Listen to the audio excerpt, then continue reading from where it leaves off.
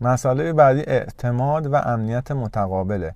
اگه جوری هستید که وقتی توی جمعی میرید پارتنرتون نگاه به جنس مخالف میکنه و شما در دلتون میترسید و بهش شکاک میشید و امنیت رو در واقع از خودتون سلب میکنید، یعنی حس امنیتتون میاد پایین، شما مشکل دارید، یعنی مشکل امنیت دارید، خودتون بررفعش بکنید و بدونید که در جهان امنیت قطعی و 100% وجود نداره. مسئله بعدی بحث مهربونیه. کسی میتونه ازدواج بکنه که مهربون باشه. بعد از مهربونی دوستی و صمیمیت هم وجود داشته باشه. صمیمیت یعنی چی؟ یعنی من میتونم با تو خودم باشم، خودم، یعنی باهات راحت باشم، یعنی اینقدر راحت باشم که حتی بعضی وقتا اول حرفمو بزنم بعدن بهش فکر کنم که چرا این حرفو زدم و دیگه از چیزی نترسم که بگم که ممکنه اگه این حرفو بزنم مسخرم بکنه طرف یا مثلا بره به بقیه بگه. و برای هم فیلم بازی نکنید، خودتون باشید، خودتون رو زیاده از حد بهتر جلوه ندید چون بعداً به سختی میافتید. مسئله بعد اینه که عشقای گذشته تو فراموش کن. گذشته در گذشته. بعضیا دوست پسر یا دوست دخترشون رو تو عروسی دعوت میکنن، این کار درستی نیست. در مورد هیچ موضوعی با عشق گذشته صحبت نکن، حتی موضوع فلسفی، نمیدونم آب و هوا، شعر، ادبیات، اصلا مهم نیست، بریزش دور. تمام عکس‌ها، شماره‌ها، ایناشو پاره کن، چون میتونه با کوچکترین قهری عشق قبلی جایگزین عشق فعلیت بشه. مسئله بعدی اینه که خودتون و طرف مقابلتون رو بشناسید. بدونید که از چه چیزهای خوشتون میاد، از چه چیزهای بدتون میاد. خودشناسی داشته باشید و برای طرف مقابل هم همچنین. و اینکه اول عاشق بشید بعداً ازدواج کنید. یعنی اگه از طرف، از قیافش، از هر چیزش خوشتون نمیاد، این احتمالاً بعدم خوشتون نمیاد. یعنی عشق بعد از ازدواج معمولاً پیش نمیاد، به وجود نمیاد، مگر در موارد استثناء. خب دیگه حالا توی همه نوع ازدواج ما استثناءاتی داریم. بحث بعدی صداقته. اگه زیاد فکر میکنید که دروغ میگید، مناسب ازدواج نیستید و سعی کنید دروغ هم که میگید، دروغای مصلحتی هم حتی کمتر کنید. نکته بعدی برابریه و اختلاف سنیه. برابری از نظر زیبایی. اگه شما خیلی زشتید، احتمالا زن زیبا بگیرید به مشکل میخورید. و اختلاف سنی هم از نظر من حداقل 6-7 سال به بالا باشه. حالا بعضیا میگن که باید همسن باشن یا 4-5 سال نهایتاً، ولی از نظر من این درست نیست.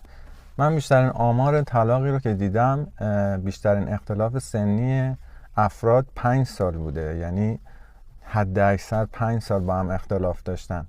برای همین من معتقدم اختلاف سنی خیلی بیشتر از اینا باید باشه. بعضی از دکترها هم میگن 10 سال اختلاف باشه. من تا 15-20 سال هم موافقم اختلاف سنی باشه. نکته بعدی اینه که عیباتون رو واضح بگید، ظاهر و باطن رو رو کنید. اگه خودتون رو بهتر نشون بدید، بعداً میخواید چیکار کنید؟ به سختی میافتید. بنابراین مسئله دیگه خانواده ها هستن. خانواده ها به هم بخورن، فرهنگاشون و لهجه هاشون. شما اگه خانوادت بدون لهجه صحبت میکنه ولی خانواده اون شخص مثلا محلی صحبت میکنه یا با لهجه هست، ممکنه که خوشتون نیاد. بحث بعدی گفتگوه. اگر که از صبح با هم میرید بیرون تا شب و همیشه حرفی برای گفتن دارید، حتی اگه چرت و پرت هم بگید، شما احتمالا مناسب هم هستید. اما اگر که به زور میخواید از هم حرف بکشید و یا با شنیدن حرف طرف مقابل همش اعصابتون خورد میشه، گزینه مناسبی شما نیستید برای ایشون. طبقه اجتماعی مهمه که تقریبا همسطح باشید که ربط به وضعیت مالی و حالا جایگاه شغلیتون داره. سعی کنید که اختلاف نداشته باشه زیاد. بحث بعدی جهانبینی و نگاهتون به دنیا هست که مثل هم باشه تقریبا. مثلا اون شخص همیشه نسبت به افراد منفی فکر میکنه، نسبت به حکومت، جامعه، ولی شما آدم مثبتی هستید، احتمالاً کارتون با هم نمیشه. بحث بعدی باور، اعتقادات و فرهنگتونه، تا حدی نزدیک هم باشه و مطمئن باشید احتیاجات فیزیکی و روانی همو تا حدودی برآورده میکنید.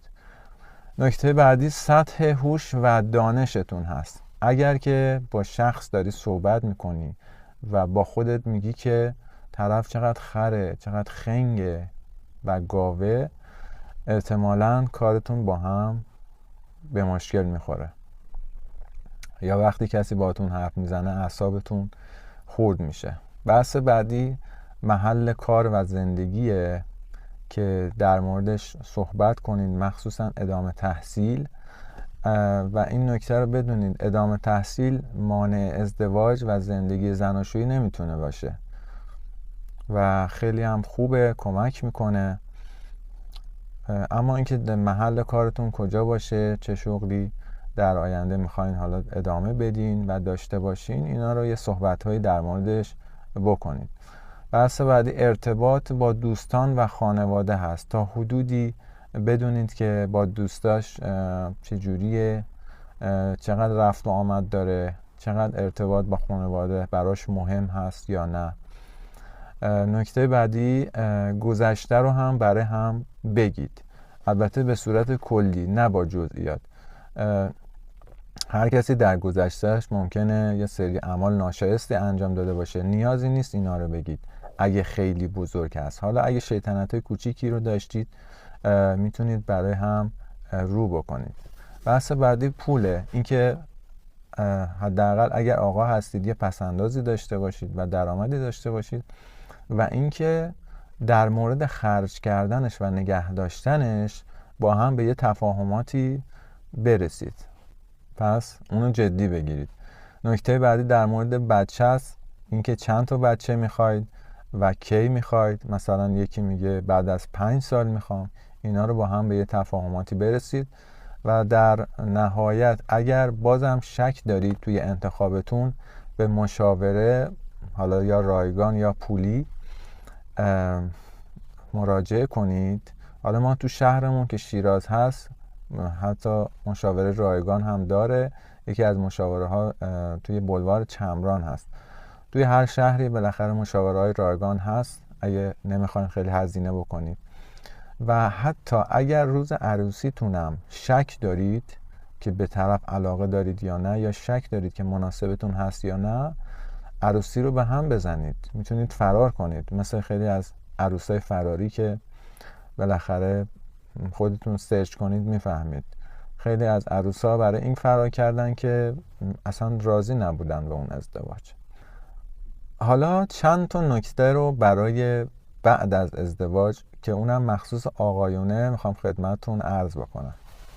اولین نکته این که همسرتون نیاز داره به دیده شدن. یعنی وقتی که خانمتون لباسش عوض میشه یا آرایشش عوض میشه، باید توجه کنی بهش. اون نیاز به توجه تو داره. یکی بیان جملات عاشقانه است. عزیزم، دوست دارم، قربونت برم و چیزای شبیه این. حتما هر چند روز یک بار یا هر روز به همدیگه بگید. بعضیا روشون نمیشه. از نظر احساسی مراقبش باشید و حمایتش بکنید. در طول روز ممکنه بهتون زنگ بزنه و بهش آرامش بدید. نکته بعدی نیاز جنسی. همونطور که ما آقایون نیاز جنسی داریم، خانم‌ها هم همینطور. و حتی خانم‌ها توی رابطه جنسی بیشتر لذت میبرن. پس اگر که خسته‌ای، وقتی از سر کار میاد خسته‌ای یا انرژی نداری، سعی کن خودتو رفرش کنی. نیاز به استقلال مالی خیلی مهمه. سعی کن هر چند وقت یک بار کارت بانکی همسرتو شارژ کنی. حالا 500,000 تومان، 1 میلیون، 2 میلیون یا بیشتر هم اگه تونستی بهتر، که احساس استقلال مالی رو داشته باشه و حس نکنه که برای گرفتن پول مجبور ازت گدایی بکنه. و بالاخره نکته آخر تفریح و گردشه که برای خانم‌ها خیلی مهمه. حتی اگه سرتون شلوغ هست و مشغله کاری دارید، یه تایمی رو باید اختصاص بدید به تفریح همسرتون. امیدوارم که از این آموزش‌ها نهایت استفاده رو کرده باشید. به امید دیدار شما در دوره‌های بعدی.